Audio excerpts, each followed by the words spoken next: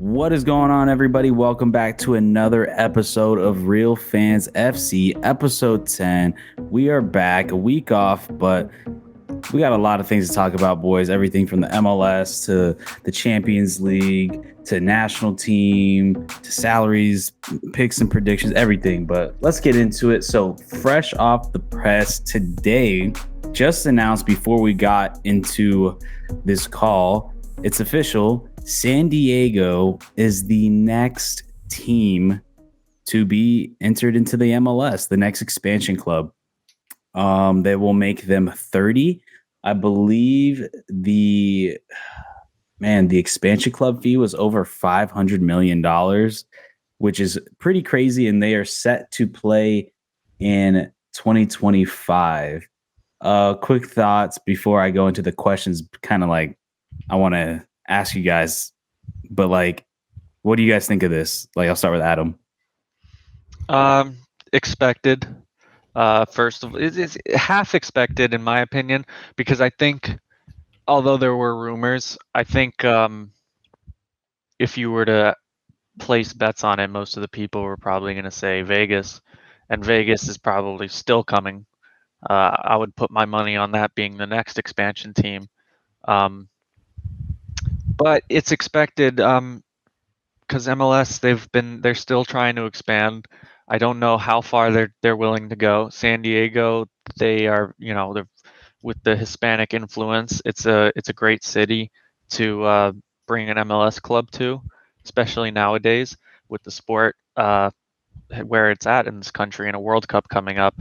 It's smart for the MLS to try and solidify itself in markets that would have support for it. They don't need to build a 60,000 seater stadium like NFL does. So it's much more attractive to these markets that aren't necessarily Los Angeles or New York.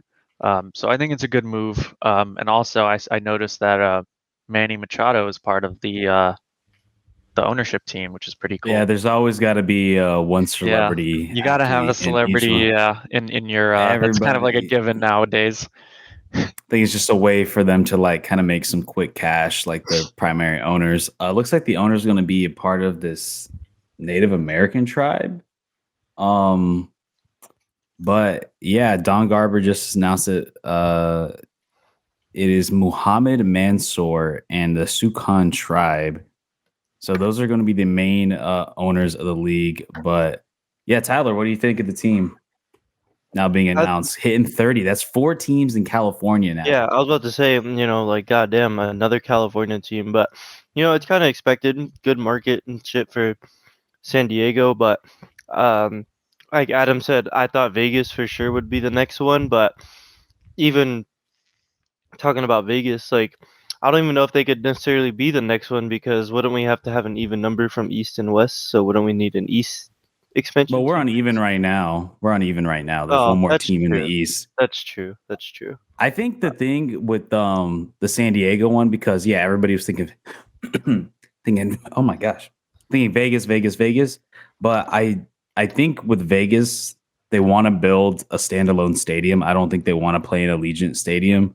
Mm-hmm. And San Diego, from all accounts, seems like they're going to be playing in the new San Diego State stadium, the Snapdragon Stadium. Yeah, which I find kind of odd that they're allowing them to play in a college stadium. Meanwhile, they gave Miami so much fucking shit for a decade because we didn't have a stadium. But God, let San Diego. I mean, that's a little bit of the Miami fan saltiness in me. Like, it's like, bro, we had to wait 8 years to get a team after it was announced because of the stadium issue. Meanwhile, like, oh, go play in a college stadium. Like, but whatever. Yeah. I mean, Miami FC plays in FIU. Is that where you want to play? I don't know. I mean, shit. As long as it's not on turf. The worst part about that stadium is the turf. I mean, it's not even a terrible stadium for soccer. Yeah. Oh yeah, true. The Hard Rock, true. Like, I don't know, but like, nonetheless, San Diego is a great city. I was gonna say, this kind of leads into the next question. Where do you think that the MLS will stop expanding?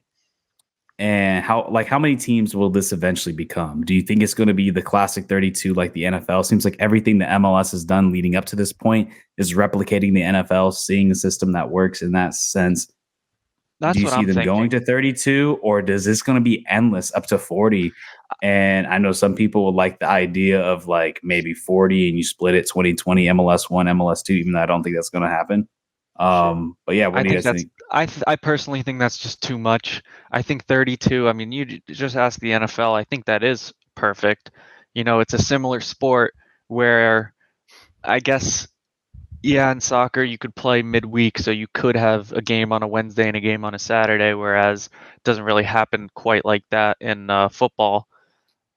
But it's similar. They don't play like games like baseball teams or basketball teams, so it makes sense that they would be trying to kind of they already have their playoffs. They have the two conferences.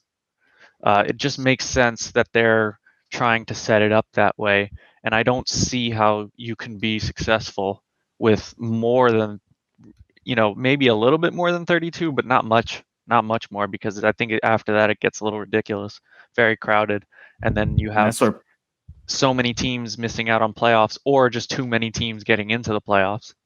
Yeah, and that's where some people were talking about maybe the potential of like splitting into just two separate leagues and having a closed promotion relegation type of thing.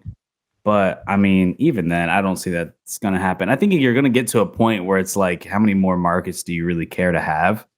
Um, we'll see. I mean, Tyler, what do you think? Do you think 32? Do you think they stop at 30? I don't think they stop at 30, but like, I don't think it's how about far? 30. How far does it go? Um, I'd say 36, 18, and 18. I just don't know what markets they would be, obviously, going into the future, but 18 and 18 seems like a kind of an ideal thing. You can do the top 9 teams in both conferences, playoffs, shit like that, Or the first seed in each conference have a bye week in the first round of the playoffs, and then the like second through eighth or second through Unlike the ninth in garbage the they're doing now, yeah. the stupid playoff system they're doing now. But That seems like ideal, like 18 and 18. you Yeah, I don't 36, think that I don't think they could man. do more than that. I think that's like an absolute maximum. Yeah, Yeah. 36, I could see that. I could see that being absolute cap. Like, because I'm just trying to think. I mean, and this kind of leads to the next section is like, if you see it going at 36, what cities do you have? And then like, what cities do you think are like absolutely next in line? I could I mean, start here. Like, to me, next in line, 100%, it's got to be, I think they're just trying to figure things out, is the Vegas thing. And honestly, I would not be surprised one bit. And like, this is my inkling, and we kind of talked about it a few podcasts ago.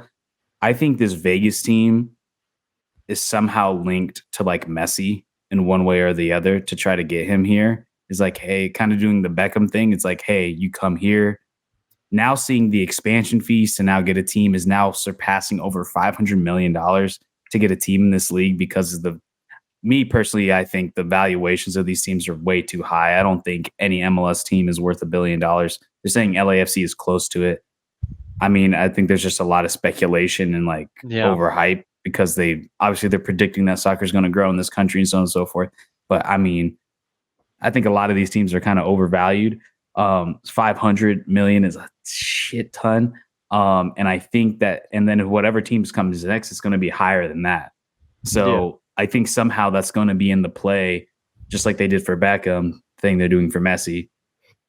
Beckham went to like, he had a $15 million buy option to purchase a franchise, pick Miami. Yeah. The, Well, that was definitely team part of the the deal to team get into the MLS. But automatically. yeah.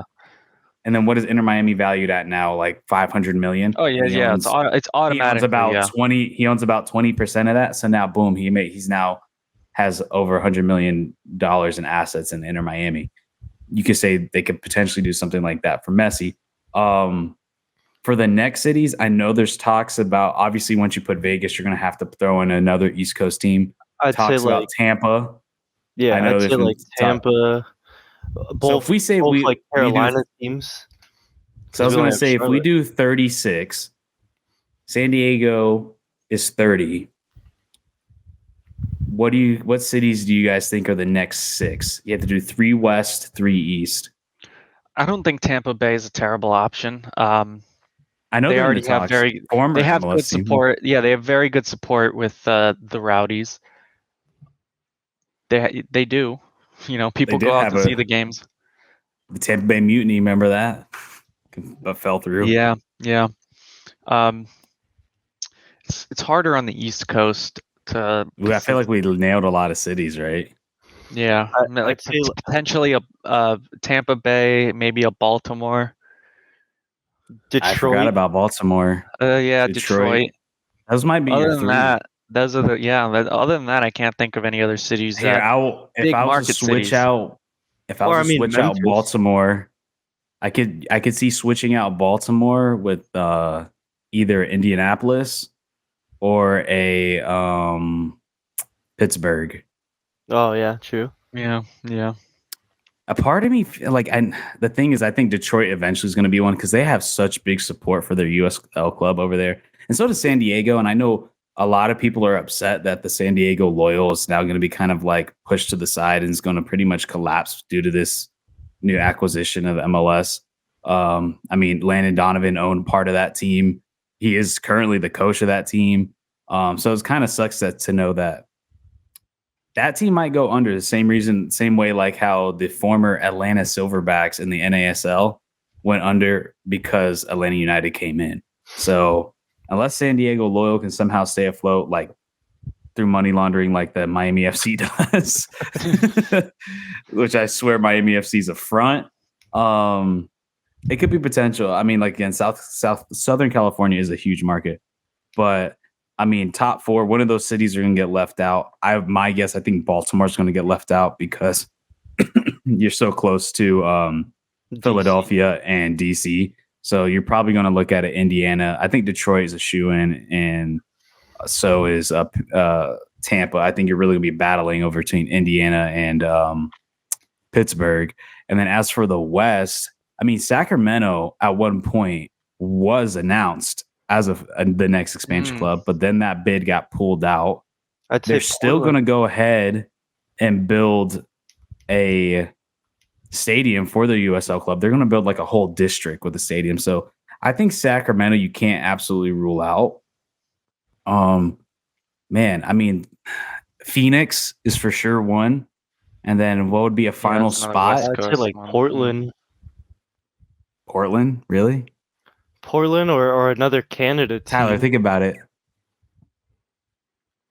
Portland. Think about it.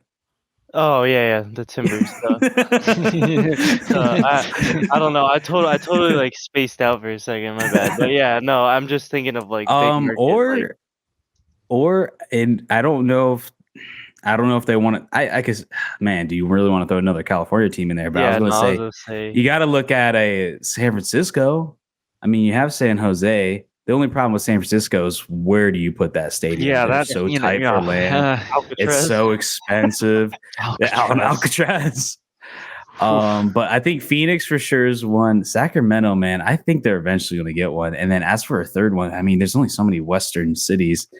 Hawaii. I think the last one left. Hawaii. The last one left is the last one left is really like San Francisco, but like I see San Francisco having major stadium problem. I'm like, look, the fucking 49ers had to put their stadium in literally San Jose in a whole other metropolitan area. Something would want to tell me Utah, but I feel like there's not shit out there because even the Jazz. Tyler, think about it. Tyler, think about it. Oh yeah, shit. Damn, dude, like that.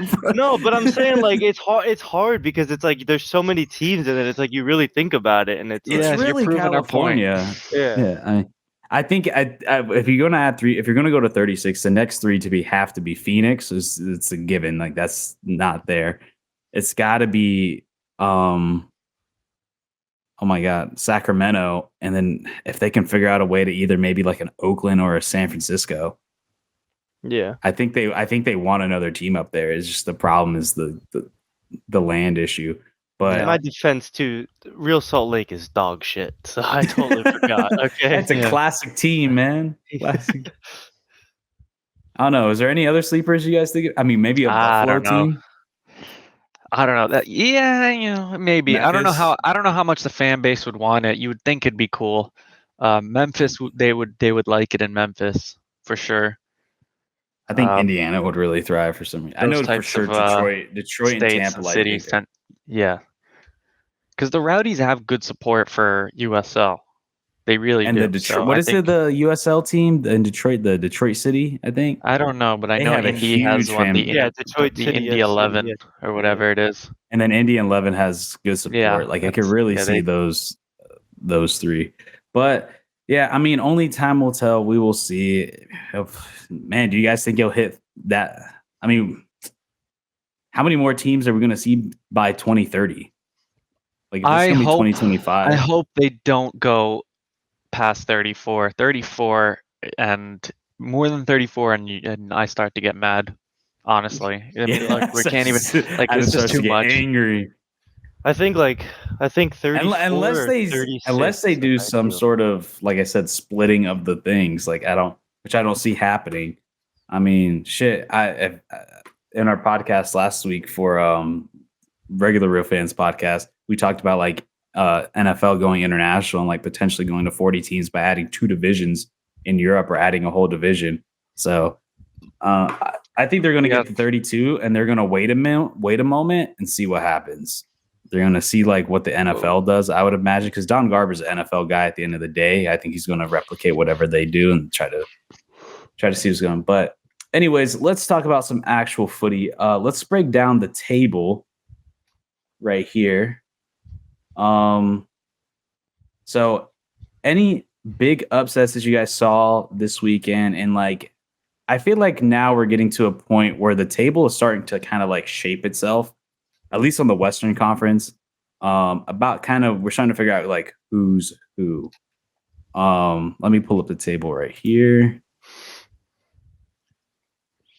Okay. Here we go.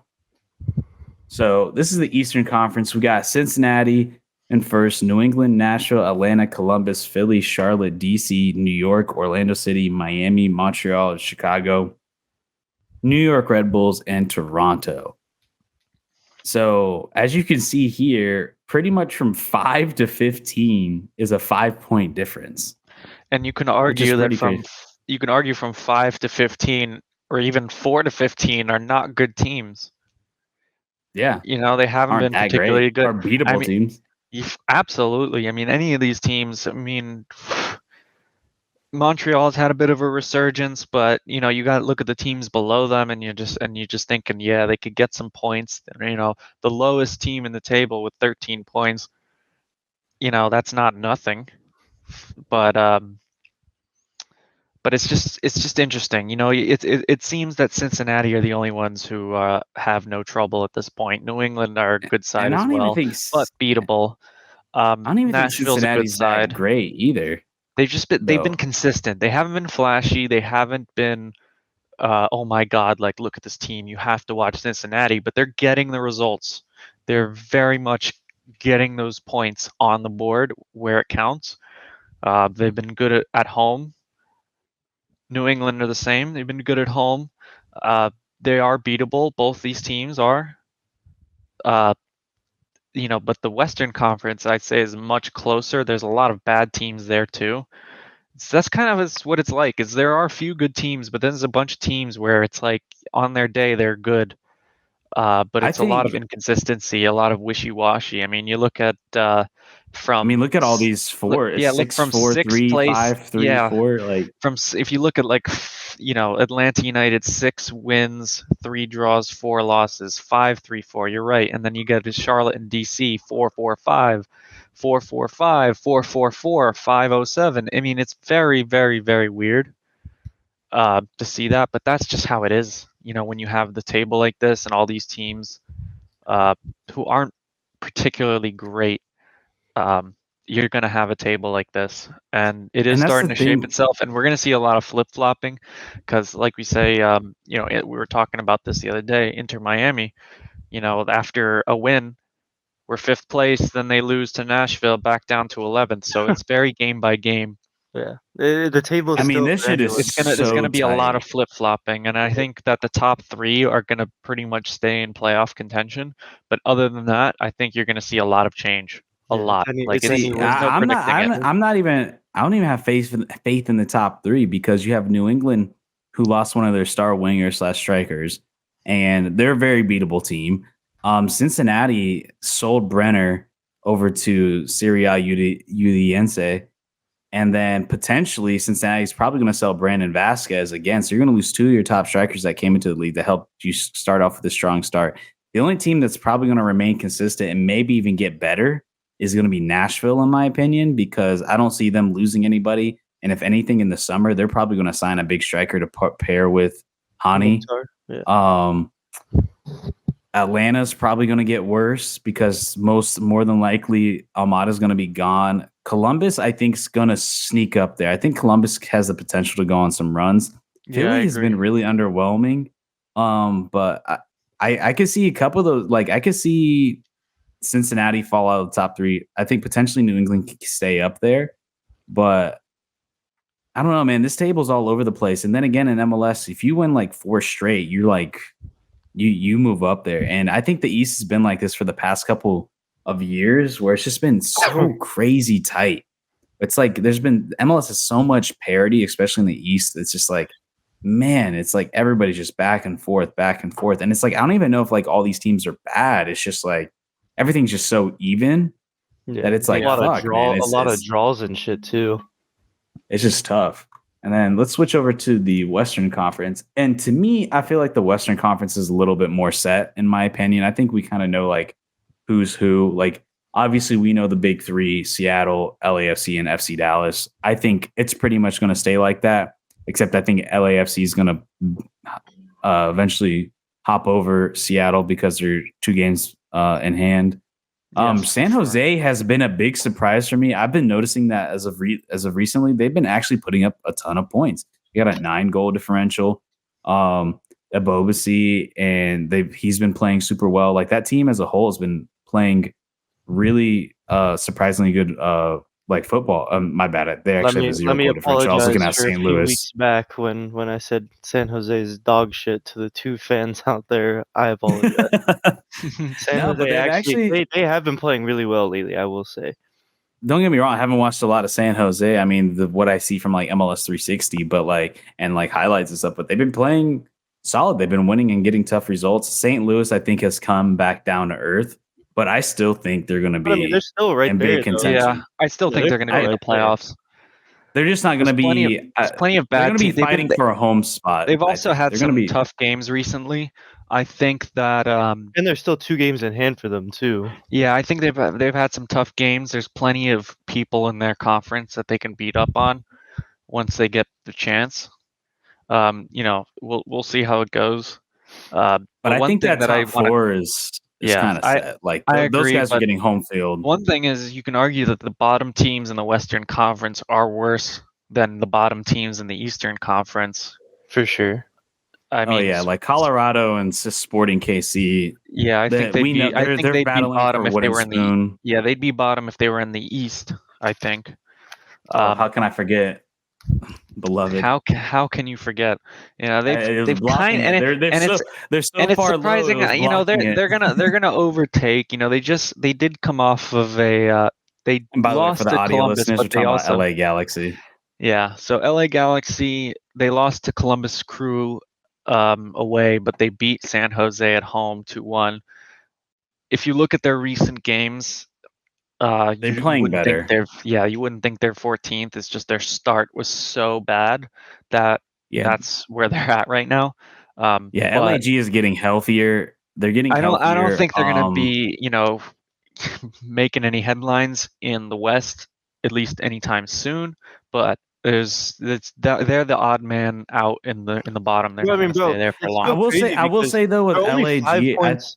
They're only 5 points off of fucking Houston, which is still Well, crazy to exactly. think Yeah, about too. exactly. That's what well, I'm saying. and that's what I was gonna say. They'll be okay. I think LAG's. They're gonna. To me, they're a team that's gonna be fighting for the play-in. I think at the end of the day, Colorado and Sporting KC are a worse team. like you said, like LA Galaxy were just start off so strong. I think they're getting healthier. At the end of the day, like when you have that combination of Ricky Puig and Chicharito, I think that's a good enough squad to where they can fight for a play in. I think they're missing like other pieces, of course, and they lack depth big time. And then with no summer transfer window due to suspension and like bad financial play, that's going to keep them behind. But I think they will continuously fight for that like play in spot. Um, The but biggest yeah, I surprise think to we me in know. the West I is know. I Austin, think we know who to the be top honest. four is, and we know the bottom two. But I really think from like Real Salt Lake up to San Jose, I think it's going to be a battle. Like honestly, like Austin it's been like been the kind of the surprise of the season Yeah, where it's they're the like biggest we surprise don't to know me. why they're in so MLS. bad. Yeah. But then again, maybe they turn it around halfway through the season. Maybe they make a big summer signing. Who knows? I still have faith in Austin. And when it comes to Austin, I think as long as they can get into the dance past like in that top 7, at the end of the day, they have too much talent on that team to like be taken lightly. And like I said, with the way the playoff system is, with so many teams getting in, if they get in it, it's like anybody's game. But yeah, I think we all kind of know like that top 3, top 4, like it's all kind of set. But then even though the points don't really say it is, but we kind of know. Um, but yeah, I mean, who do you guys have like who are bottom now that can jump up? Or who do you think thing stands right now, like no matter what, they're moving up? Moving up. Well, besides LA, you could definitely see Austin turning it around. I mean, like you said, they've been surprising. They just came off of a pretty big win against Seattle, at Seattle. So I'd have to think that they they're a good bet to move up, especially with it being so close. Tyler, who you got? Um, I'd say Austin for sure, because yeah, like I said, that's my biggest shock of like both You think they're gonna conferences. bounce up? Yeah, I think they still bounce back. Like they're definitely better than Vancouver and definitely better than Houston, for sure, and probably even Minnesota. Um, Salt Lake. I feel like Salt Lake's better than Vancouver too, to be honest with you. So I feel like Salt Lake will kind of be like fluctuating between like eighth I'm with and you. Yeah, eighth I'm and with you exactly. Like Salt Lake, I think hasn't missed a playoffs in like I don't even know, like 8 years or something like that. They're always a scrappy team that always finds a way to get in. I think Salt Lake finds a way to get in. They move up. yeah. I think Vancouver's going to fall. They've been kind of like just barely hanging in there, but I think they're going to be on the outside looking in. And then to me, there's just no way Austin doesn't get in. Yeah. And as for Houston, I think Houston without Hector Herrera, they're just not a good team. They win at home, but they're not a good team, and I think they're going to get knocked out. I see Austin. I'm with you with the Austin and Real Salt Lake. Yeah. I think LA Galaxy. I want to Galaxy, man. say I LA think they will don't be make it. clicking. I think they're not going to make it. Their rough I start I wanna think say will they will cost be them in the end, but clicking. they'll move up, and I Yeah. think they might go in and out in the Yeah, that's mine. tables. Like I feel But like they will I be think that clicking, but they'll just yeah, they're fluctuate. I think their bad start was so bad that I think it's going to hurt them in the long run. You know how close it always is between playoff spots, as we're seeing already. So Yeah. But anyways, let's move on. So also this past week in MLS, they announced MLSPA announced the salaries. The salaries teams who are spending the most and the highest paid players. But now, before I don't pull click it on it. up, Don't click on it. okay. Who do you Joseph think? Who do you Ford. think Okay, is so the I most? already know, You're gonna. so you and Tyler can go Oh, while come I on! pull it up. I know the answers. Just I like without even pulling it up. I know the top two. Okay, let Tyler go then. Like it's obvious who the top two are. So Like the highest paid players in MLS? yes. Not players. We'll start off with teams. I'm going to pull up the teams. The Because Well, I know teams. Joseph I'm going players because I know the players. Okay. I don't know the teams. So I'm not doing it by that. top 3 teams with the highest salaries as we stand right now. Both of you guys pick. Toronto. What's your other two? LAFC. It's your top 3. Give us your top 3. So you have Toronto, LAFC. Yeah. Oh, you have LAFC. Toronto as your first. Yeah. Fucking shit. Oh, are we man. doing it in order from highest? No, it doesn't need Yeah. to be One. in Just order. do 1 to 3. Just do 1 to 3. Okay. Like who you think's first, second, and third. I'm gonna say Toronto or LA, Toronto.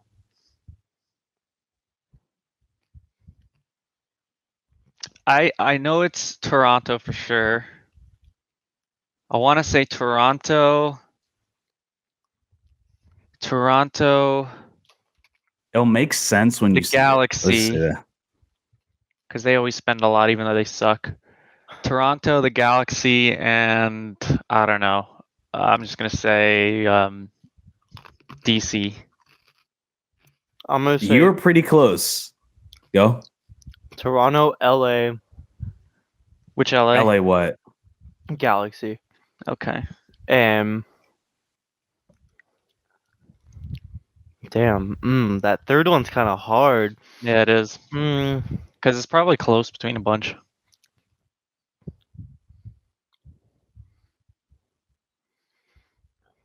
I'm gonna say surprisingly Philly. I don't know why, but something wants to say What? Philly. Philly's don't know about always that one of one. the lowest spelling. Here it is. Boom. Toronto, LA, and I said Atlanta. DC. I wanted to Oh say my Atlanta, God, but I I feel was like so Atlanta close. really didn't even. Shit. See, I'm telling you, I know. At least I know the top. But so okay, so you. Oh man, that's pretty cool. All right, I wanted to but say I know the Atlanta, but I top feel two like they don't even players. spend that much. I know the top two players. So do you want to give a guess on those on the top two? Because I So think it's pretty obvious. here's what Do you know the top surprised two, me. Julian? Yes, but here before we get into that, here's Yeah. what's surprising when it comes to the team aspect. I knew Toronto and LA like off rip. Atlanta makes sense now that I see it. Yeah. The amount of money they put into I was Luis thinking them too, Araujo, but I just didn't the know. Greek I was freak, the thinking. Greek I was guy, thinking besides and DC, I was thinking Atlanta or Almada. Austin or Chicago, but I just didn't think it was enough. All right, So that's so funny to see them there. DC is a big shock to me. I did not It's a expect shock, DC. but then I was thinking about it, and I was like, wait, I think they're Wait, overpaying who's for making something. so much? Who's making so much Benteke. money? Benteke, yeah. Benteke. Because I'm like, I'm like, man, who the hell is DC spending all this money on? Yeah. Austin makes sense, but and so does Chicago. Yeah, Chicago as Atlanta, well. like Atlanta's one of those you forget, but then when you think about Almada, Araujo, what's that guy? What's the Greek dude's name? I'm trying to I forget.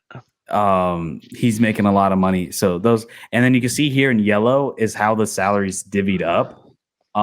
So you have Toronto with most of their salary obviously going to their DPs. This is pretty much for everybody. It shows the discrepancy in like how these absolutely. Where's and like Miami? Miami is right so here. Miami actually With our makes sense. sanctions. It makes sense because if you remember, I mean, this season, all their moves, they've been opening up cap, so they have money to sign, a And Messi if they want to. They have the money. They're doing it. You know who we're still paying over $1 million and isn't even playing for us? Gonzalez Perez. Yep, LGP. That man is Fucking making like over $1 million. And if I remember, fucking A. I hope they're paying for some of that. This is his final year on loan. So I remember he had like a 2-year loan. Pizarro obviously making a shit ton. Yeah, he is. But Joseph. But let's see real quick, Tyler. Do you know the top two? The top two makers players in the league. It's easier than you think. Don't think too hard. It's very Insigne and Ricky Puig. No, well, you got one of them. You want to give another guess? Ricky Puig isn't even close. He's not. Yeah, he's not close. I don't even think he's a DP. Insigne was correct. DP? No, Insigne is wrong. Insigne is 5th. Which one did I get right? Ricky Puig? No, he's not. Insigne, I'm looking at right now on the Athletic, just dropped yesterday. As of Insigne had a high. What website are you on? I'm on the Athletic. Oh, I'm on MLSplayersassociation.org. They have Is like it a table recent? here. It says as of April 30th, 2023. Yeah, mine. It says source right here. It says Well, MLS Players So we're if you all Association sort, wrong. salary day. it says all right. Well, it says on the MLSPA.org that it's Insigne has the highest base salary, followed by Okay, let Shaqiri. me guess from that one then. So Insigne and I don't know what the fuck I'm looking at then. well, Julian, who's your guess off of Adam's source? I then? mean, I'm looking at Insigne- it. I'm He's looking looking at at it. Yeah.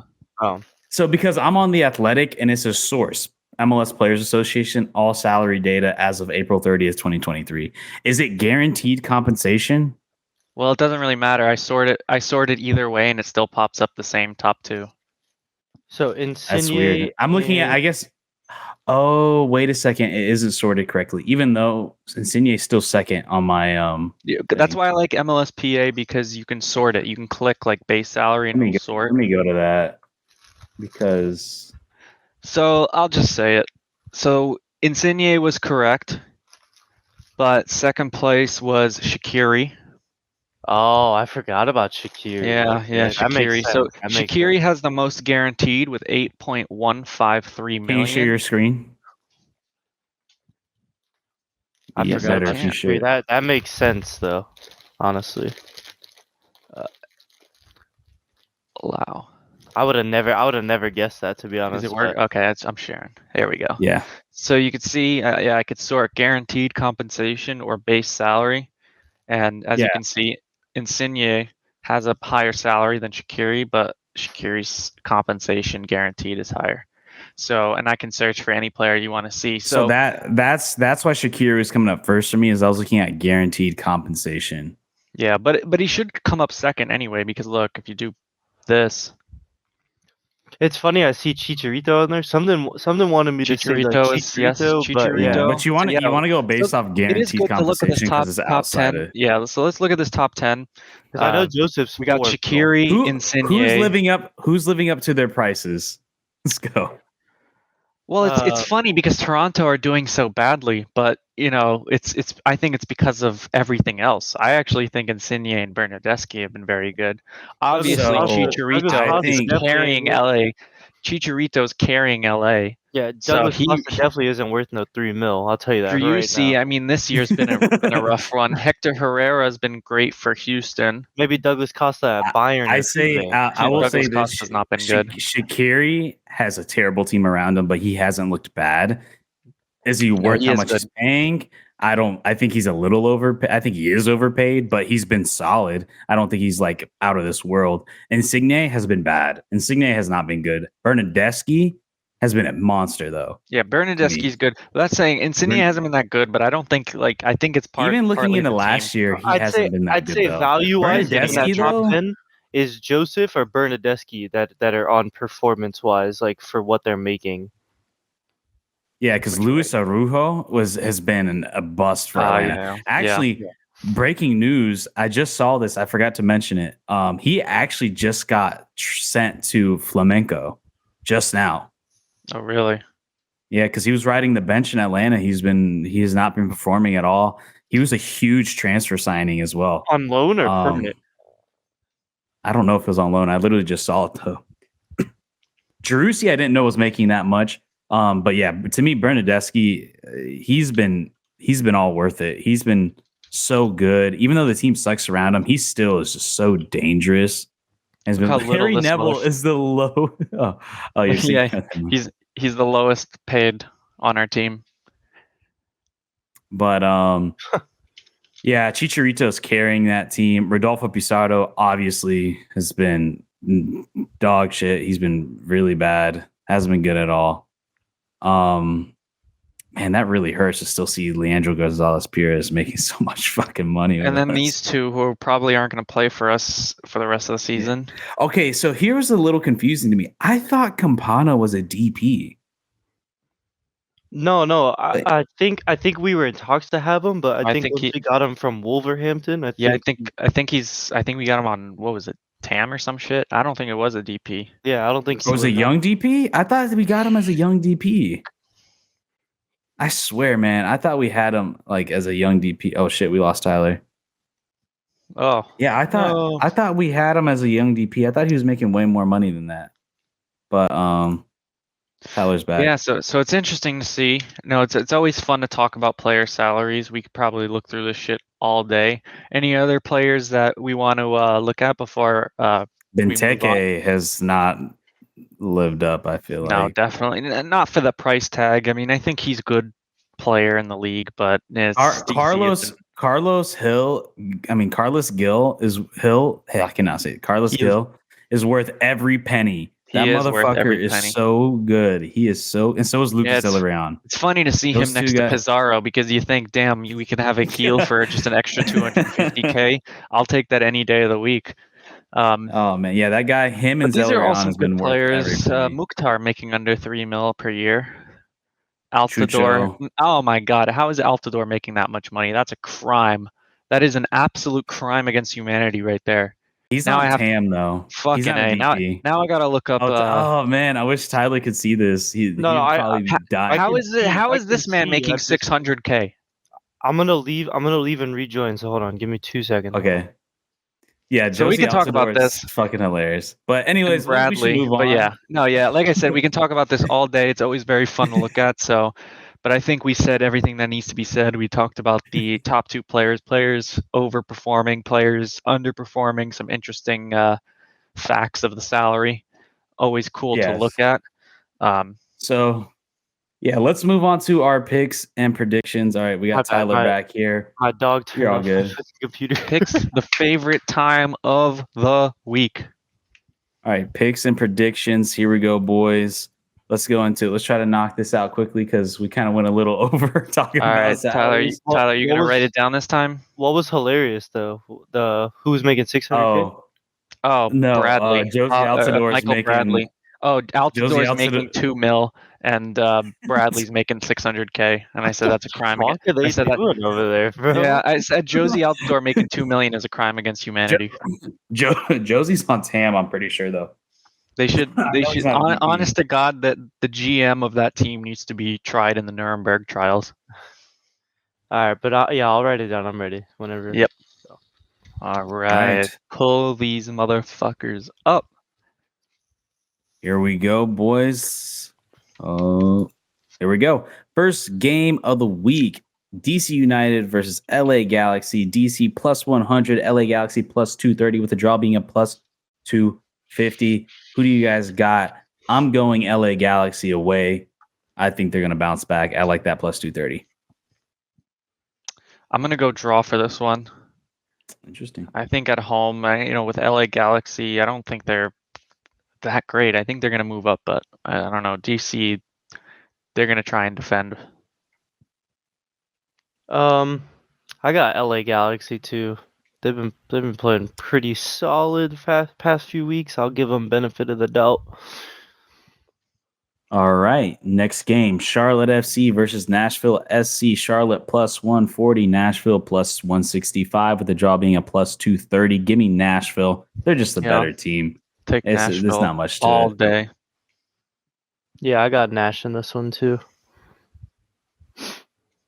All right. FC Cincinnati versus Columbus Crew. Ooh, this is a really good game. Potential game of the week. FC Cincinnati minus 115. Columbus Crew plus 270 with the draw being a plus 260. I'm gonna go draw. I'm playing. I gotta take Cincinnati. Like I said earlier, they've been very consistent. They're just getting the points where it matters, and I think at home they'll have the advantage. I'm going draw here as well. I think it's going to line up perfectly for a draw. Yeah. All right. Now we got the Sunshine Classic, the Sun Passico, whatever you want to call it. It is Inter Miami versus Orlando City. Inter Miami plus 120, Orlando plus 190 with the draw being a plus 230. Is this even a question? Get the fuck out of here. Give me Inter all the way. Day, every day, nothing. No matter what. 3-0. I like it. I like Fuck- that. Let's Fuck go, that. Miami. We're going I ain't 5-0, I ain't man. picking Orlando coming home, coming to our That home. Mickey Mouse Club. That Yeah, fucking that's what we like to purple hear. ass Mickey Mouse club. Don't No, even but in have all Disney on seriousness, their fucking though, jerseys.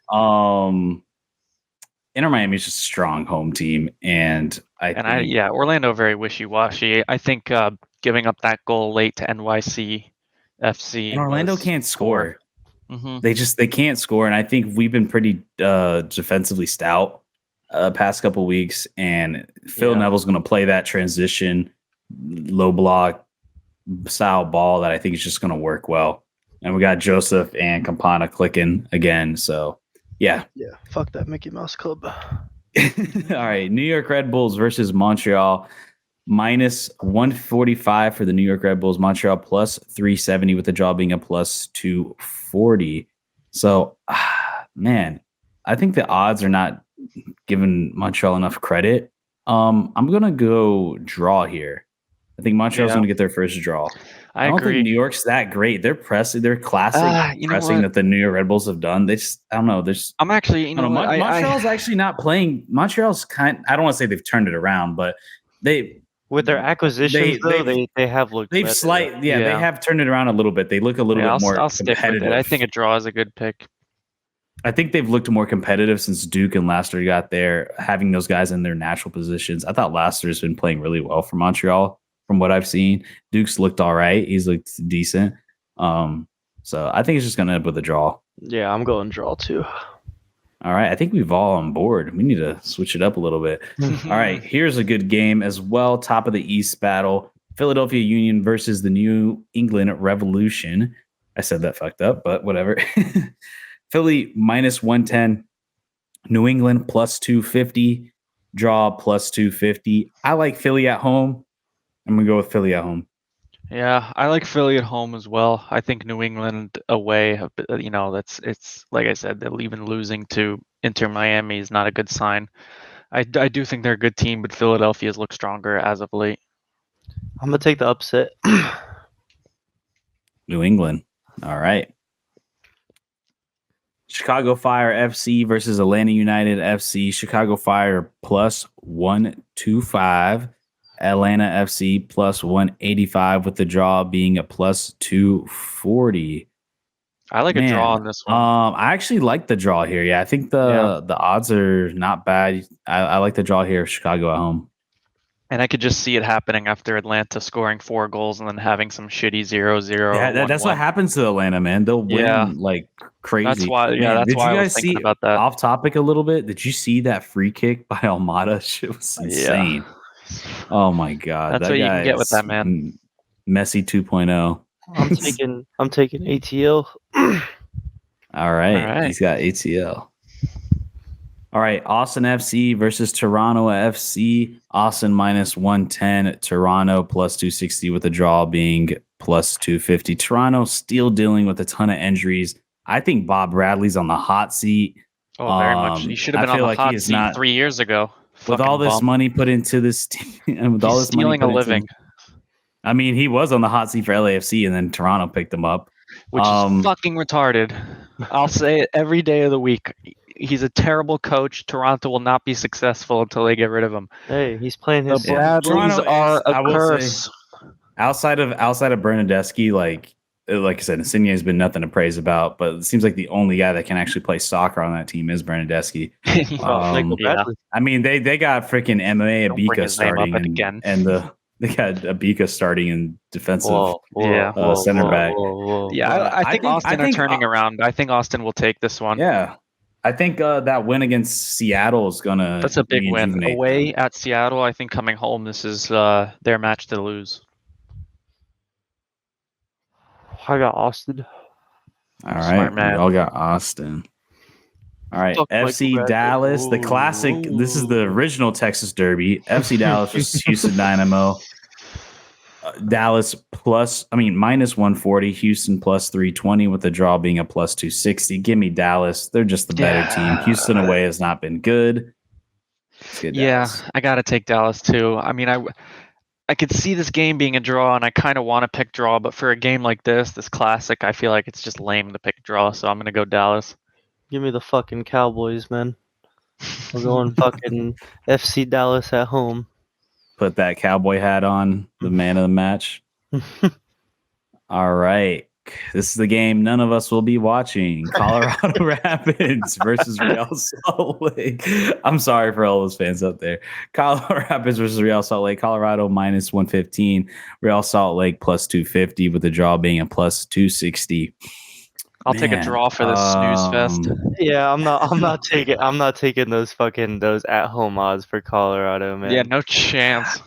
They're not that great at home. I don't care if they're playing a mile. LAFC at home.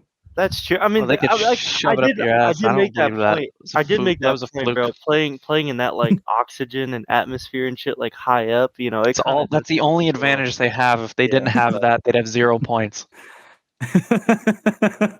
I'm gonna go draw here as well.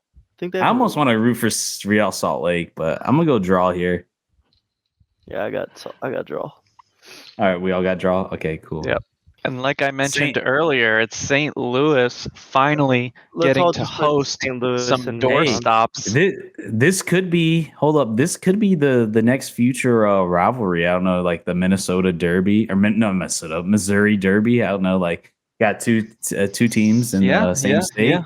This could be a new thing that brews. Who knows? Definitely. I think that's the intention with all the rivalries going on this weekend. But like I said, I think St. Louis are going to turn it around. They've been hit with the dose of reality, but I think it's going to come back to them because they are hosting a couple doormats in their Western Conference, and Kansas City is one of them. At home, Kansas City has had no like actual local rival ever, so this is going to be like their closest team they've ever like faced. So this could naturally brew something. So let's actually give the odds out. So St. Louis versus Sporting KC, St. Louis minus 130, Sporting KC plus 280 with the draw being a plus 270. St. Louis at home. This isn't even close, but we might see a good away turnout. I would hope. I would like to see a little like good interstate rivalry happen. That'd be nice. Even though Sporting Kansas City technically plays in Kansas City, Kansas, not Kansas City, Missouri, but nonetheless, it's just a short drive away to the other side. It's like 20 minutes away. So it works.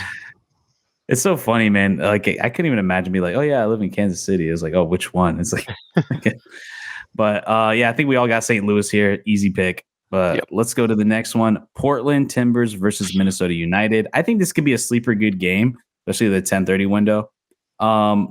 Portland minus 110, Minnesota plus 260 with the draw being a plus 250. I do think I'm going to take Portland at home. I think Portland is starting to kind of click a little bit. I like Portland at home. I will say I think Minnesota scores, but I'm going to take Portland 10 out of 10 times still. I'm going to take a draw here. I could just see Minnesota I could see that showing up. I can see that, but I'm still picking Portland. All right. Now we got LAFC versus San Jose Earthquakes. LAFC minus 240. San Jose plus 500 with the draw being a plus 340. San Jose, they're on the rise, but they ain't good enough to take on the Kings and the reigning champs. I agree. LAFC, these odds are there for a reason. LAFC are very strong at home. Don't bet on this game if you want to lose money. I'm going to LAFC. Part of me, I feel the same way. I'm like, I could almost see like a sneaky draw, like almost. Yeah. But hey, I mean, last meetup they met what 2 weeks ago in Levi Stadium and then Niner Stadium, and San Jose won. So that is potential, but you're now playing in Los Angeles, which is always a tough place to play. But yeah, 100%. I could see a draw, but I'm gonna go win though. I'm a betting man. All right, we got the other part of the Cascadia Cup, Vancouver Whitecaps versus Seattle Sounders, plus 115 Vancouver, plus 195 Seattle with the draw being at plus 240. I think Seattle gets a big road victory here. Yeah, me too. I think they bounced back from last week. This is a minor rivalry. This is another one that could be a draw, but for some reason, I just think Seattle want to bounce back. I'm going draw. Fair. I always think it's funny. It's like when people talk about the Cascadia rivalry, they always like throw Vancouver in there. But like, let's be real. Like, it's really Seattle versus Portland. is like the real rivalry. But they just like to like kind of like Vancouver's like we're here, we're not too far. Any oh, that was the last game of the week. Yeah, So yeah, that is. those are the picks of the week. I think we all did pretty bad Wednesday. We're obviously not going over in the show but we're keeping track no matter what. I think this past Wednesday, we're recording on Thursday. Yesterday, only got 4 wins. How many games was it? It was a 4 out of 9. I think I went 4 and 9. You 4 Adam and went 9, 5 and 8. 5 and 8. Tyler actually pulled it back with 2 straight 8-win weeks. The comeback season. Baby. Yeah, see if you can turn it around by the end of the season. Meanwhile, I've been ass. My shit's same. been. You started off falling hot apart. though. I did start off super hot. But anyways, let's talk about our home country's national team. The U.S. men's national team just got a big, brand new shiny toy to add to their player pool, and that is Florin Balogun. Florian Balogun. Florian Balogun. Adam's Florin Arsenal Balogun. man, even though he never Not for long. played for Arsenal. And he'll be on the way out. What do you guys think of this for the U.S. men's national team? I think this pretty much fills a hole that the U.S. men's national team has been trying to fill for a long time of having a true number 9 at playing at a high level, playing in a high competition. This is absolutely a win-win for the U.S. national team and for Balogun. He wasn't going to play for England. It's just a fact. They're too deep. They're too caught up on the hurricane. Not only that, but Gareth Southgate picks the most weirdos to fucking. Yeah. He doesn't. He also likes to pick in the Premier League. So you have to be a fucking god. Prem bias. You have to be a god, not to be or to be called up outside. Like Jude Bellingham, who's is pretty much a guarantee he's going to walk into any squad in Premier League. Is he even a god though? Bro, for his age. Well, I don't know. For his age, he's seen that way. I don't know if he's as good as people, but the truth is, yes, he could walk into pretty much any Prem side. Don't get me wrong. I think he can definitely play in the Prem, and that's why. Saying, so it's a win-win for Balogun because now not only you'd think like, oh, but England's such a bigger soccer organization to play for, but you have the US hosting the World Cup. You have a lot of exposure to the team. He'll get a lot of sponsorships and a lot of exposure and a lot of publicity for playing for the US national team, and he gets to start. He's someone that they need. He gets to walk into the team. He's been playing well in a top league, so he absolutely deserves to play for a national team. So it makes sense that he would leave England because that's just a setup that he's not going to get in anytime soon. Yep. Yeah, he wasn't getting any looks over Jamie Tart, Harry Kane, or Jamie Tart and Tony. Like there's no way. Like it's not happening. It's not happening. Even though he's a great player, and like you said, I guarantee they put him in there. If England wanted to play him, they'd be fine. And the thing too is he could be a depth piece, but he knows going into the US with the rise of the talent that the US is starting to become. Think about this past World Cup. This was the first time in my lifetime, or probably ever, that I've seen the US not just like bow down to like any team. And they went toe to, like, even though it wasn't great, but like they went toe to toe with England. It wasn't like they just like played a low block and just prayed like they did in 2010 and got the draw against England. Like this was like they actually competed, and arguably could have said they could have won that game. Like they looked like they actually had heart and fucking fuel to like want to win. They just have the talent, not even the heart. Really, they just look like they just actually had the talent to keep up. And I think adding a guy like Balogun, like you said, it's not like he's coming to like the US where it's just like he has no chance. He's going to be like surrounded by scrubs. He's actually going to a really solid team on the world stage. I think US currently, I don't know what US currently ranks, but I think they're a top 10 team in the world. I want to say. So he's coming to a top 10 team in the world. And like you said, he wasn't going to get looks in England. Like at the end of the day, like everybody ahead of him still has years left. Like Harry Kane's probably going to play in the Euros. They're He's going to play 13th. probably another World Cup. Yeah, they're just too deep. And like Adam was saying, they rate Prem. They like super high. They don't really, and like you said, unless your name's Jude Bellingham, like you're just not going to really get looks at all. Yeah. And that's why a lot of English players stay in the Prem because they know that Yeah. bias is in there. But They're yeah, I 13th, mean, by the way. I think they're 13th currently. 13th, yeah. I'm really curious to see how things go into this Nations League. That's where we're actually going to see the full strength lineup and probably see them because they're not going to pull out their full strength for the Gold Cup. The Gold Cup's just kind of turning into a wash competition. But yeah, I mean, Which is a the shame. USA super young.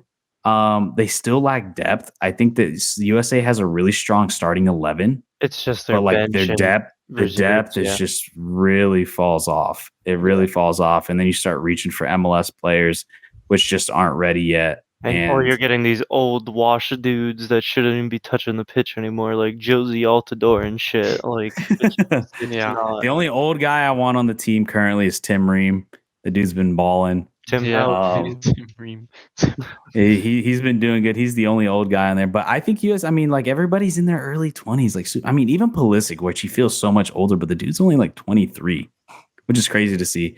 And man, this summer is going to be a huge transfer window for U.S. men's national team fans. I mean, you have potentially like Yunus Musa moving from Valencia. You have Christian Pulisic on the move, most likely, which he should leave Chelsea. Like staying at Chelsea is just gonna ruin his career. And now Balogun. I do want to get your thoughts as an Arsenal fan, Tyler. Like, I mean, not Tyler, Adam. Why? So if he's playing so well for Reims, and I believe had scored against PSG and had like, I think 15 goals in 20 games or something like that. Like, why isn't Arsenal looking at him? Or was he always just like a selling piece? Like they never really looked at him as like a piece to keep. I think they wanted to develop him until recently. I think based on where the team's going and also the fact that there's other needs. So they see, with his age, getting into the point where he should be starting regularly for a team. I think it's actually a good opportunity for Arsenal to cash in on a hot prospect. Get the money while he's hot because they need to sign another midfielder and potentially. And he's just not going to get any starting. Yeah, he's just not going to get as much. So it's like, well, might as well. Like we're right now where Arsenal are asking for around 35 million, which I think is fair. So I think it's good for Arsenal. I don't think that.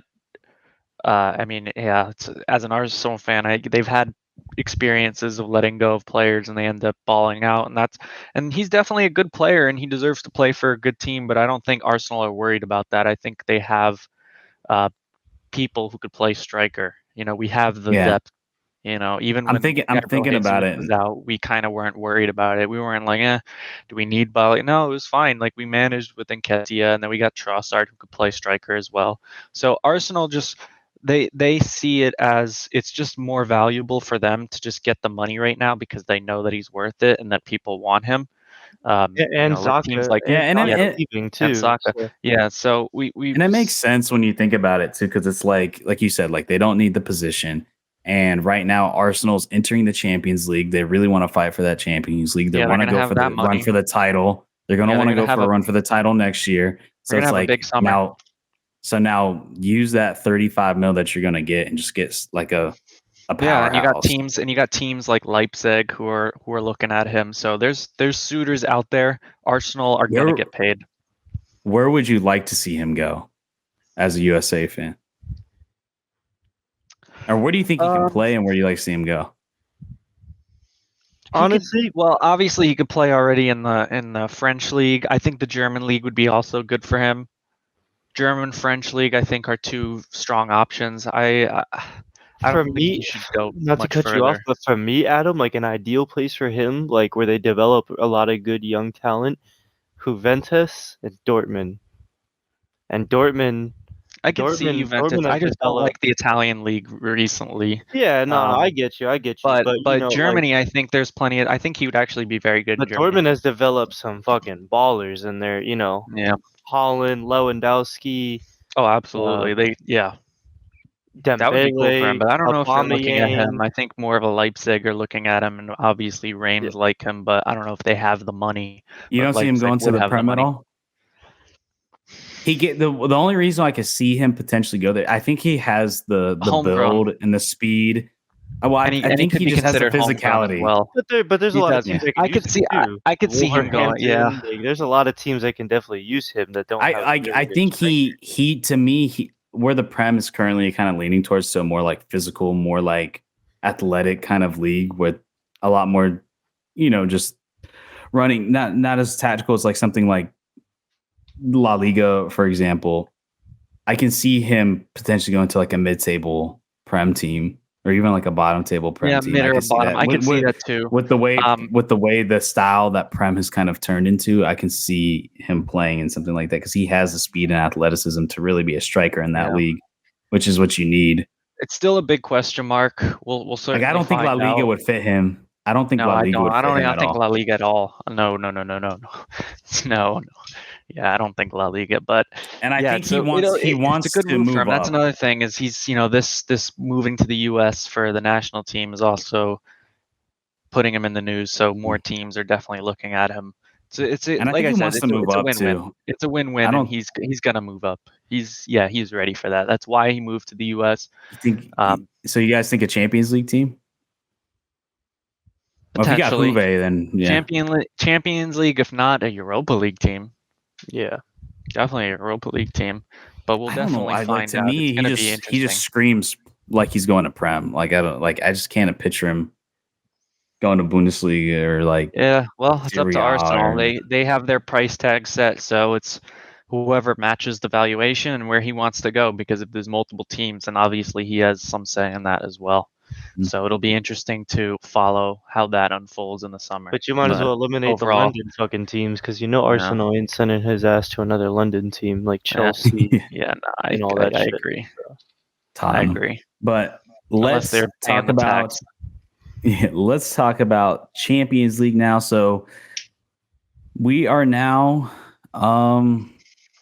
have the final sets. We now have the final set. We know who's going to be in there. We got Inter Milan versus Manchester City in Istanbul. But before we'll talk about the preview leading up to that game in the next couple weeks. But as of right now, let's actually discuss the matchup. We could start off with Inter versus AC. Look, I'm gonna say right here, I called it. I said Inter. I liked Inter's attack. I felt like they're deeper. They just played a better season throughout. They played a better Champions League. Lautaro Martinez has been balling, and we all know Lautaro is Tyler's favorite player. Dog shit. And he's been playing so well. Lukaku has been looking really good coming off the bench for them. And he's going to be a key role in that final if they can keep it up for him to come in. I'm not entirely sure. Why isn't he like starting full time? Is he just not like he's just not at the level to be starting? I just think he's a little older now too. He don't have like that kind of stamina to be running. I wasn't entirely sure, but that's just my guess. Like I mean, no, I think you're right, and I don't think he's been playing good. They found him to be good coming off the bench rather than being the guy that they rely on. He's not like in his prime anymore, like how he used to be. Because like you got to remember when he started out like at Chelsea, then moved to Everton, and then left Everton, went to what, United after that, or did he? Or Chelsea. Chelsea, something like I don't know. No. He was Chelsea first, then Everton. I don't know. His career has been so fucking weird. Yeah. Well, he just left Chelsea. He just left Chelsea to go to. Yeah, he went back to Chelsea though. So yeah, it was Chelsea, Everton, Chelsea, or Man United, Chelsea, and then Italy. Well, no, he was in Italy before too though. Yeah, but it's he's been to like Serie A and fucking the Prem so many times, but. Either way, I will say watching this game, so I thought they did a really good job at like diversifying the fan bases. Like you could see like whose section was the way and who was. They still kept it like normal Yeah, how I things had a really feeling are. that they would. I mean, it's not their And first rodeo. but I did notice that I mean there was still like a mix of fans in like the general seating area. It looked like the ultras were like separated, but like as for general fans, everything looked kind of chill. Like it didn't look like people were ready to like fight each other because they were wearing like so and so was right Milan, next to yeah. them. Yeah, but as for the game, yeah, Inter just dominated the whole time. It seemed like on both games, like they were just way more lethal. They just had way more of an attacking presence, and it looked like AC just couldn't keep up. Um, Yeah, I think you're right. Inter are a Inter deeper could have team. easily like really could have ran up the score on them. Yeah. On some occasions because they've had some super close goals. So yeah, I mean, I pretty much had a feeling this was gonna happen. I just felt like Inter was just the better team. They've been having a killer Champions League. They had a easier route, but at the end of the day, they still made it out of that group with Bayern and Barca. So Yeah. now they're Yeah. in the final.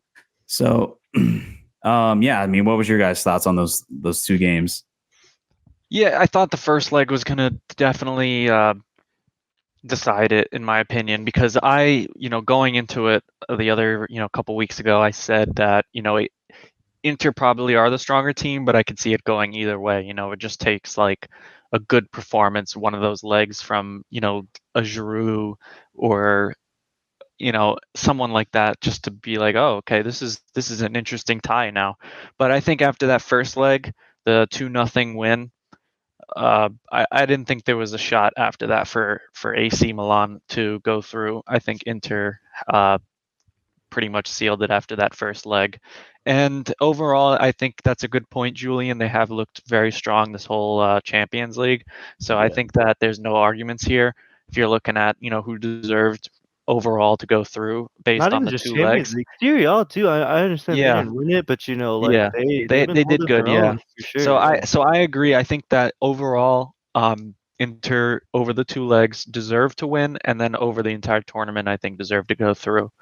Will they be able to stand up to the opponent in the final that we'll talk about in a little bit? I hope so. I don't. I want it to happen. I don't think it's gonna, but I'm definitely rooting for them. No one's rooting for City except City fans. Like that's the only everybody's rooting for true. Inter. It's so funny. But Tyler, what you see? Like I just said, Inter's not a bad team. Like, I mean, obviously, whenever you talk Milan, you're not talking Inter.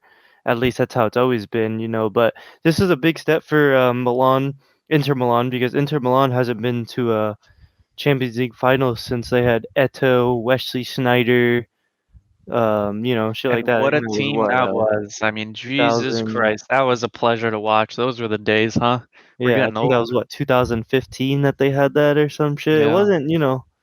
wasn't bad for them back then. It was good that they made it, but like AC Milan, just on paper they definitely have better defenders. I just feel like their attack, they just don't have like, I don't know. Leao was just kind of shut down, and that was like their only kind of base of attack. And Yeah, I Drew's can kind of agree with washed that. now. Yeah, AC Milan, I think on paper you'd say they have a better defense, but And yeah, yeah, their like attack Inter can't. Milan just has so much they just have so much attackers on paper and shit, and it's just like, yeah, Lautero's been playing phenomenal, Tyler, your mic and switched. so you got Lautero playing phenomenal, and then nothing. I don't think Tyler, your mic switched. Tyler, Tyler, you there? Tyler.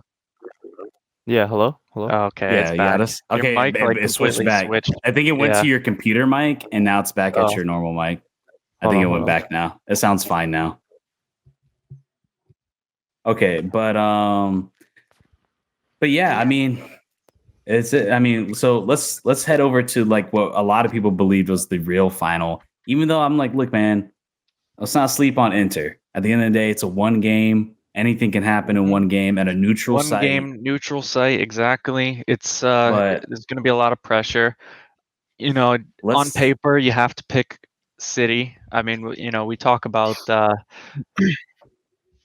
mean, I picked City to go through against Madrid because they've just been this whole season in any competition, they've been unreal.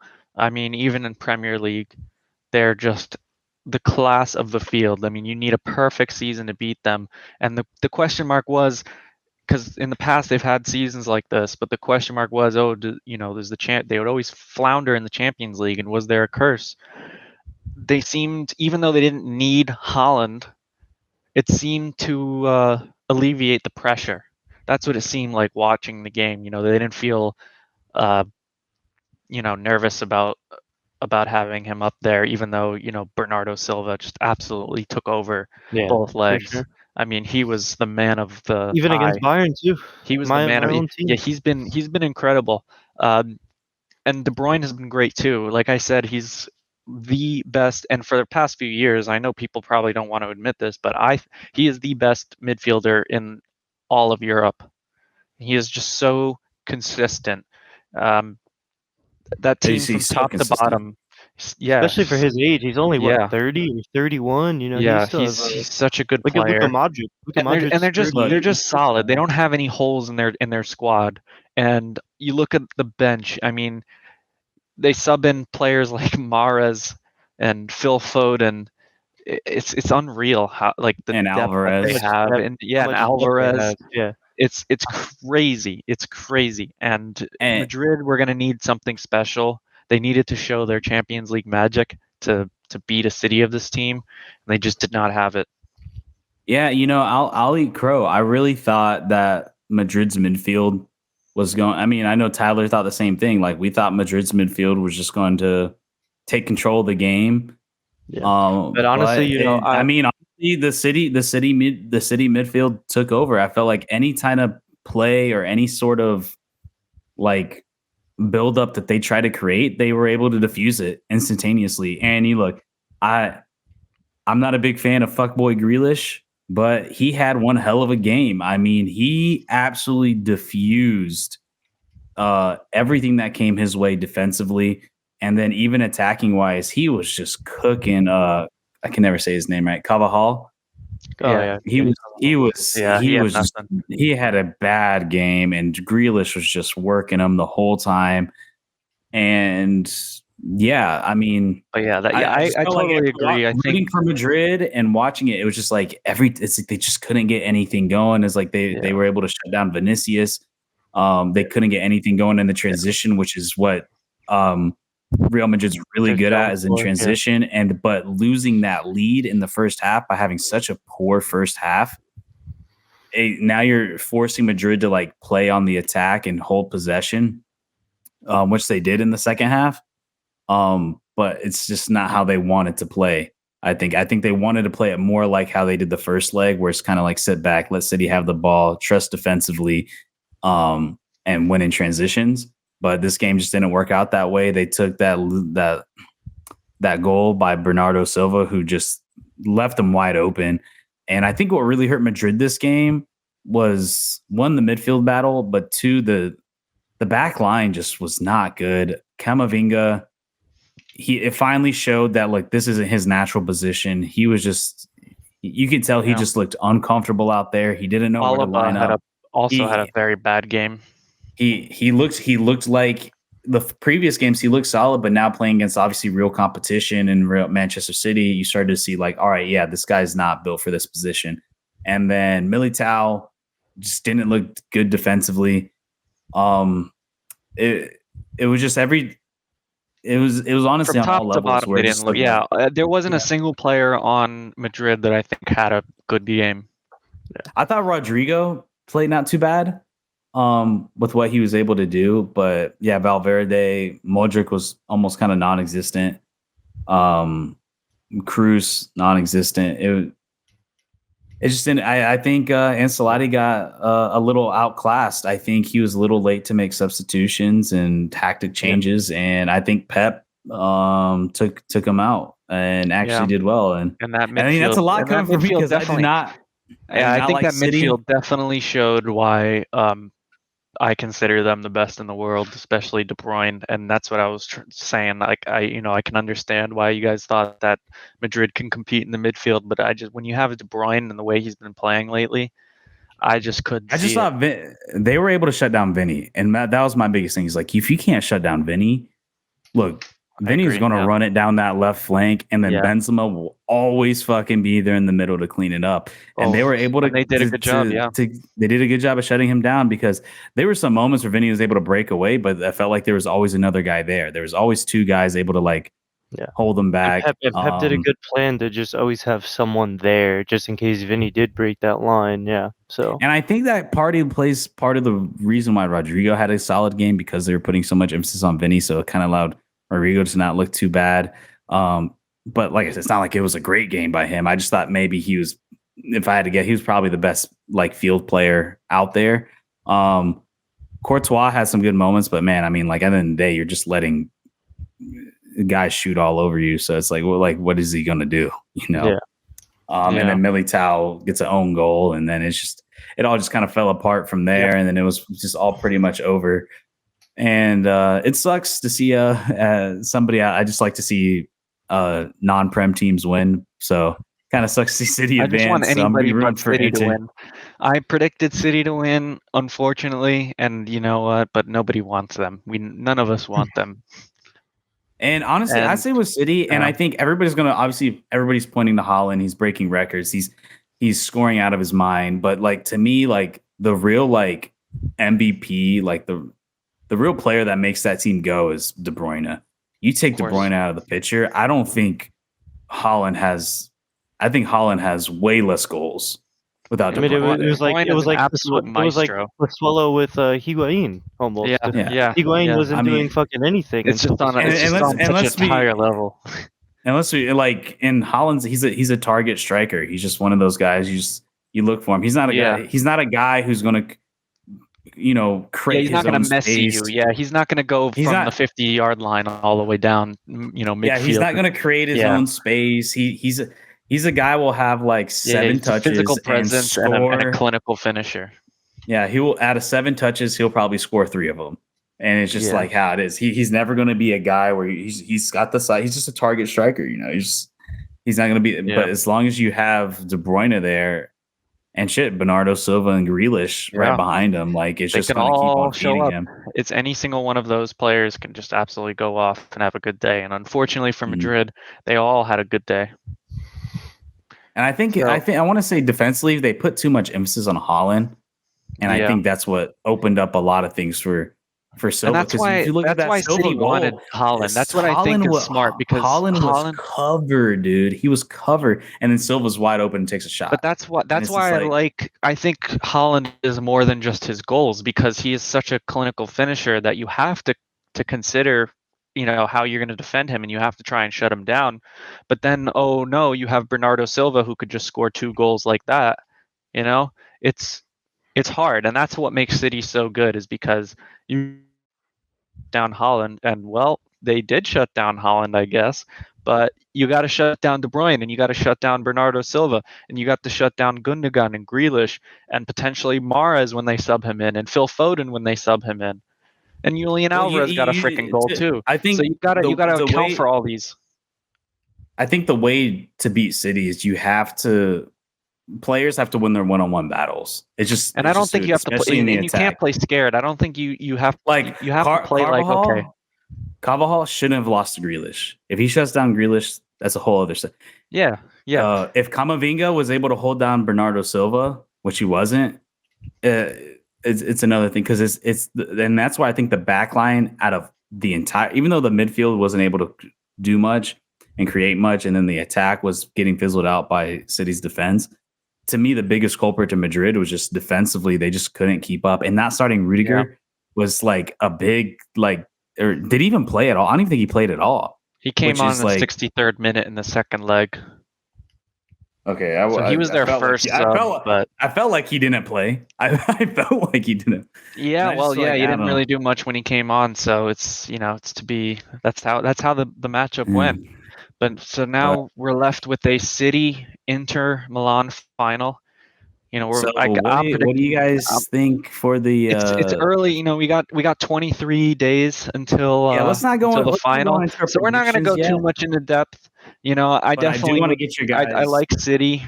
I'm rooting for Inter, We'll definitely talk more about it as it comes because both these teams have games left in between, so things can change. Players can get injured.